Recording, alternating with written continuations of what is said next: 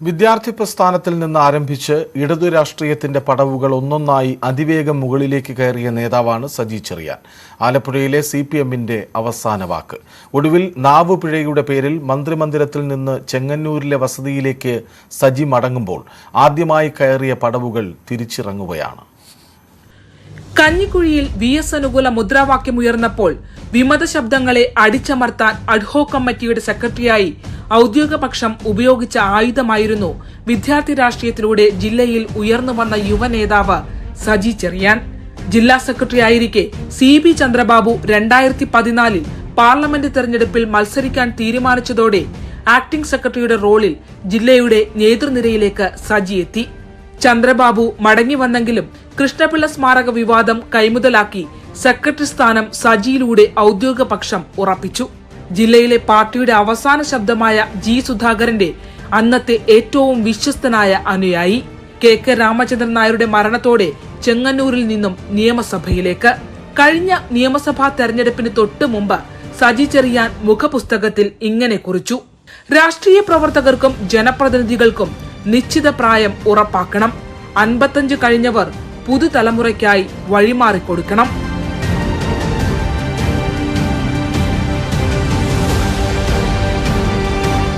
മണിക്കൂറുകൾ മാത്രം ആയുസ്സുണ്ടായിരുന്ന ആ ഫേസ്ബുക്ക് പോസ്റ്റിന് മുൻപും പിൻപുമായി ആലപ്പുഴയുടെ സമകാലിക CPM രാഷ്ട്രീയത്തെ നമുക്ക് വേർതിരിക്കാം. നിയമസഭാ തെരഞ്ഞെടുപ്പോടെ ജില്ലയിലെ പാർട്ടിയുടെ നേതൃനിരയിലെ മുഖങ്ങളായിരുന്ന G സുധാകരനും തോമസ് ഐസക്കും അധികാരത്തിന്റെ അകത്തളങ്ങളിൽ നിന്നും പടിയടച്ച് പിണ്ണം വെക്കപ്പെട്ടു.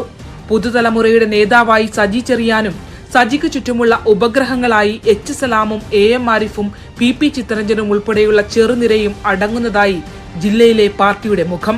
തെരഞ്ഞെടുപ്പിന് ശേഷം സമ്മേളന കാലയളവിൽ പാർട്ടി പിടിച്ചെടുക്കാനുള്ള നെട്ടോട്ടത്തിനിടയിൽ സജി ചെറിയാൻ വിഭാഗത്തിന്റെ ശരമുനകൾ ഏറെയും തറച്ചത് സ്വന്തം നേതാവായിരുന്ന G സുധാകരന്റെ നെഞ്ചിലേക്ക് തന്നെയായിരുന്നു.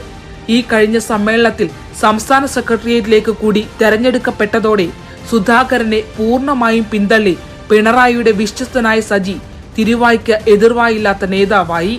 G സുധാകരനാവട്ടെ വിചാരണ നേരിട്ട് പാർട്ടി മെമ്പർഷിപ്പിൽ ഒതുങ്ങി നിൽക്കുന്നു.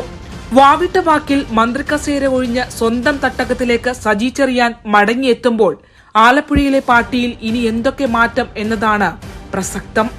VS അച്യുതാനന്ദനും G സുധാകരനും തോമസ് ഐസക്കും അടക്കമുള്ള പ്രബലന്മാരെ ഇടത് മന്ത്രിസഭയിലേക്ക് അയച്ച നാടാണ് ആലപ്പുഴ.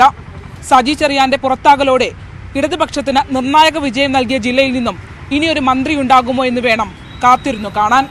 ക്യാമറമാൻ പ്രശാന്ത് മംഗലശ്ശേരിക്കൊപ്പം ആലപ്പുഴയിൽ നിന്നും ശരണ്യ സ്നേഹജൻ, News 18.